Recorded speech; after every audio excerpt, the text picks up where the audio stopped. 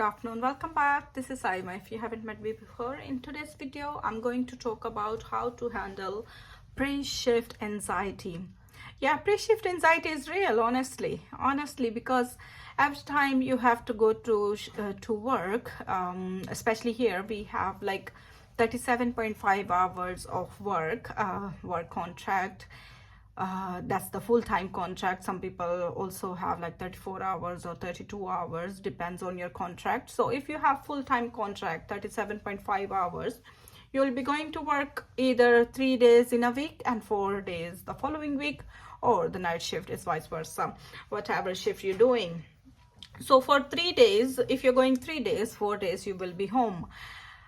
And when you go to the shift, before going to the shift, you will be thinking about it. Oh, today I'm off for 2 days, and after that I have to go to work. Even in your off days you will be thinking, especially the NHS shifts, they are really crazy busy, and throughout your shift it's non-stop, it's really busy, honestly speaking. So you never stop from the start of your shift till the end. You never stop. You keep on doing things, whatever is needed. Or if you have like 8 patients, you need to do each and everything for them. So thinking about going to the shift is real, and it can make you anxious. A lot of people, they have this issue that if they have to go to work, or if they have to go for an exam or something like that, they always like get very anxious. So in this video I'm going to talk about how to handle the pre-shift anxiety and how you can make it better. So first and foremost, I want to say is, if you are worried about going to work, and you can start and then you feel like a bit anxious going to work, so I would suggest you can go to work early, maybe 10-15 minutes early. Okay, when you get down there, sit down, relax, have a good breakfast, and think about it that you're going to start your shift very soon, because it helps a lot of people it will make them calm down. It honestly makes me calm down if I reach to work early. I can sit down and make up my plan in my mind, because nursing is different every day, so you never know how your day is going to be. So you just need to be well prepared. So what I do is I get to work maybe 10-15 minutes early. Not always, because I'm a busy mom, but sometimes, mostly I reach on time like 5 minutes early. Sometimes if the bus driver is quick enough, then 10 minutes maximum, that's fine. I'm not someone who will go to work maybe 30 minutes early. No, 5 to 10 minutes. Okay, and I get down, and I say a little pray. I take something to eat and make up my mind that okay, I'm going to start my shift very soon. I'll take the handover, because it helps you organize your mind. It helps you organizing yourself as well. So get to work early if you are someone gets anxious before your shift, before your duty. The second thing I want to say is, a lot of people they prefer to work in the consequent days, like in a sequence.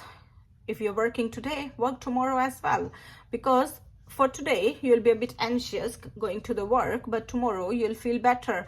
And then before going home, by the end of your shift, you will be still thinking, oh, what went well, what I did wrong, is there anything that I need to finish up tomorrow, or is there anything that you missed, or any documentation that you didn't do, or you forgot to call any family members, or you forgot to do anything and you didn't hand over. So you'll still be thinking about it by the end of your shift. So it's better to go to work on the following day. Yeah, so do the consequent shifts in the sequence, because it will help you normalize your mental health, on your preparation for going to work.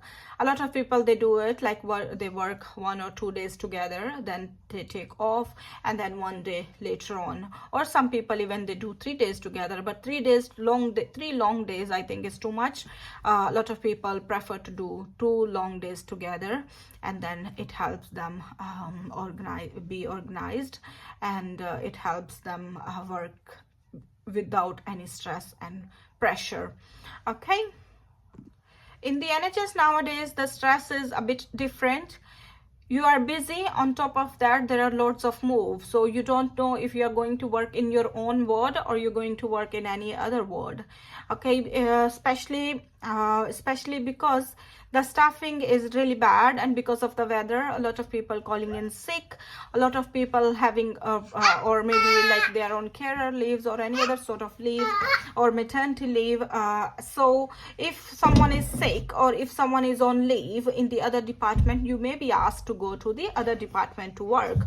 So you never know whether you're going to work in your own department or you're going to work somewhere else.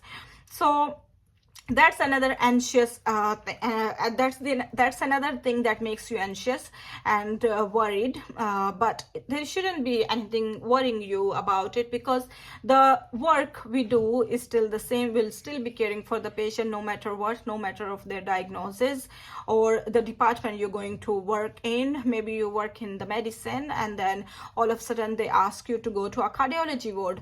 You will still be doing all the things that you do in your own ward. There may be some different type of medications that they give, but on the Digimed, how do I say it, on the system where you document your medication or the prescription you have on the computer. On the computer you have everything. So if you're not sure about any medication, you can read about the clinical indication, you can read about the medication, what kind of medication it is and what are the indications or contraindications. So you don't need to know everything, girls. You don't need to know everything. I don't know everything. I'm still learning. We all learn every day, each second of our life. So especially the nurses, every day we learn. So if you don't know about any medication, if you can press it on the clinical indication, you can click on anything that you want to know. If you are not okay to search about it, there is BNF as well available. You have the pharmacist available. You can ask anybody about it. Okay, if you're not happy to ask, Google it. Just Google it. It doesn't cost anything. Okay, so yeah, so going to the other department also shouldn't be a problem, because here in the NHS we all do the same thing in all the departments, honestly speaking. Yeah. The next thing I want to say is preparing you for your shift. Do not hesitate to ask questions. If you are in the different department, you don't know about any medication or any device, you don't know how to do an ECG, is the simple one. That's example I found, maybe a syringe driver or a pump, drug infusion pump. If you're not sure how to use it, do not use it. Ask for help. Ask someone, any of your team member, any of your colleague or your senior member of the staff. Ask them, can they help you with that? If you're not sure, do not do it. It's very windy today, so cold, freezing cold. Even the heating is on, but still it's too cold even inside. Yeah, even my cheeks are red. Okay, so that's what I was saying. If you're not sure, ask about it. No question is a silly question. Maybe the person you're asking, maybe they don't know either, so maybe you need to speak to your in charge or your manager, anybody. And people here, they are very helpful. They are very helpful. If they know, they will tell you. If they don't know, because if you tell someone that you don't know how to do this thing, of course they won't let you do, because you may make a mistake and it may be harmful for the patient or for anybody you're dealing with. So it's not something that they will just ignore. They're gonna help you out. If they don't know, maybe they can refer you to a person who knows about it, to your manager or to your in charge or any other person. So ask questions. Ask question. If you're not sure, ask about it. If you don't know anything how to do it, don't do it. Okay, it will not cause you a problem. Instead of you doing it wrong, do it in a nicest, easiest way and in a correct way by asking for help. Another thing I want to say is for your pre-shift anxiety, go for a short walk. Okay, if you're thinking that you cannot manage at work, you having some sort of stress, even before going to your work, you reached there maybe 10 minutes early, take deep breaths. Okay, some people go into the toilet, lock themselves up for 5 minutes. It makes them relax, makes them feel relaxed. Okay, so if you are someone who struggles with the pre-shift anxiety, you can try to do some deep breaths. You can go for a short walk. You can do make a list for yourself. What is it making you anxious? Maybe you can work on it. Is it the environment? Is it moving to the different department? Is it because that you don't feel confident enough?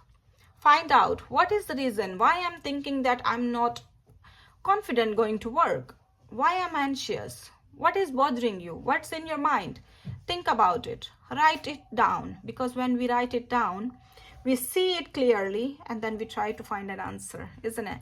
So when you find your answer, work on that thing. If it's the confidence, think about it, how you can boost your confidence level. Okay, if it's just that thinking about moving to other departments, for a few times, like 1 or 2 times, you'll feel that. But if you go quite often to the other departments, you'll feel very confident. And then you will learn. When you go to different departments, you learn new different things. Okay, so I think it's a good opportunity that staying in your ward, you're still going to the other departments to learn new things. It's a very good opportunity for you to learn, and you don't need to be redeployed for that. You are learning it while staying in your own ward. Okay, and the third thing I said, don't forget to ask questions. If you're not sure about anything, ask about it. If you are not competent enough, get the competency. Okay, it will help you feel confident. It will help you feel confident. It will help you feel compassionate. Okay, that's all for today. I'll see you soon in the next video. Till then, take care. Bye bye.